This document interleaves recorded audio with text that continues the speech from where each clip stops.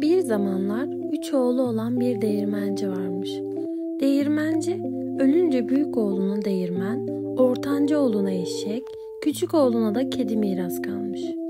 Küçük oğlu bu duruma çok üzülmüş. Kedi ne işine yarar ki insanın diye yakınmış. Pişirip yiyemezsin bile. Kedi bunu duymuş ve hemen cevap vermiş. Kötü bir mirasa sahip olmadığınızı göreceksiniz efendim. Bana boş bir çuval ve bir çifte çizme verirseniz neye yarayacağımı görürsünüz. Şaşkınlıktan ağzı bir karış açık kalan çocuk kedinin isteklerini yapmış. Kedi çizmeleri giyince ayna karşısına geçmiş ve kendini pek beğenmiş. Sonra kilerden taze bir marulla güzel bir havuç seçip ormanın yolunu tutmuş. Ormanda çuvalın ağzını açmış.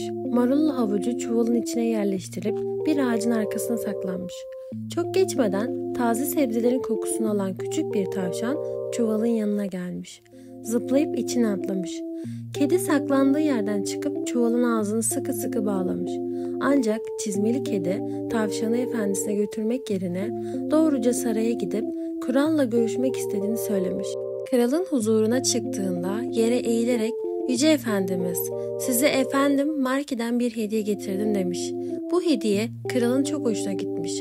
3 ay boyunca çizmeli kedi saraya o kadar çok hediye götürmüş ki kral artık onun yolunu gözler olmuş. Derken çizmeli kedinin 4 gözle beklediği gün nihayet gelmiş çatmış. "Bana sakın neden diye sormayın ve bu sabah ırmağa gidip yıkanın" demiş. Çizmeli kedi o sabah kralın prensesle yani kızıyla birlikte ırmağın kenarından geçeceğini biliyormuş. O sabah kralın faytonu ırmağın yakınından geçerken çizmeli kedi telaşla yanlarına yaklaşmış. "Yardım edin, yardım edin" diye bağırmış. "Efendim, Marki boğuluyor." Kral hemen bir alay askerini ırmağa yollamış. Fakat çizmeli kedi bununla da kalmamış, krala efendisini ırmakta yüzerken hırsızların onun elbiselerini aldıklarını söylemiş. Oysa çizmeli kedi elbisesinin elbiselerini çalıların arkasında kendisi gizlemiş. Kral hiç gecikmeden Marki'ye bir takım elbise yollamış. Tahmin edeceğiniz gibi çizmeli kedinin sahibi kendisine Marki denmesine çok şaşırmış. Ama akıllılık edip hiç sesini çıkartmamış.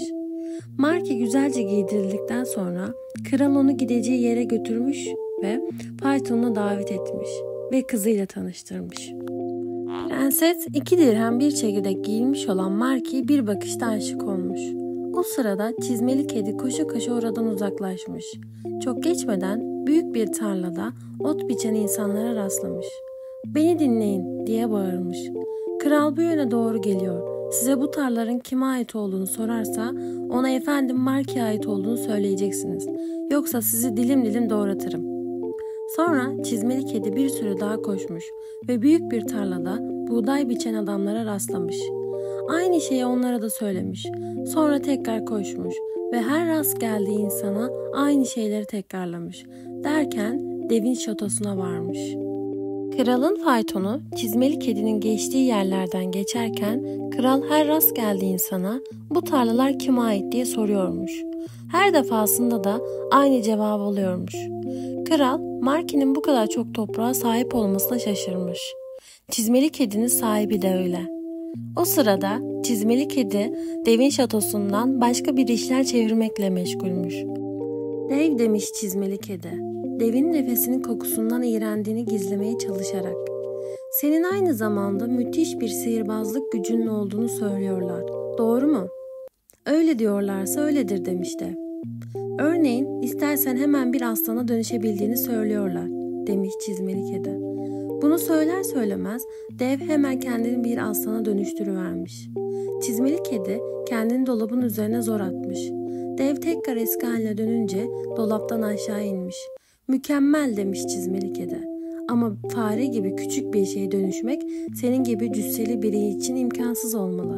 "İmkansız mı?" diye gülmüş dev. "Benim yapamadığım şey yoktur." Dev bir anda fareye dönüşmüş. Çizmeli kedi de onu hemen yutmuş. Derken kral devin şatosuna varmış. Şatonun artık kime ait olduğunu tahmin etmişsinizdir herhalde. Çizmeli kedi kralın faytonunu şatonun yolunda karşılamış. "Bu taraftan gelin" demiş. "Sizi bir ziyafet bekliyor."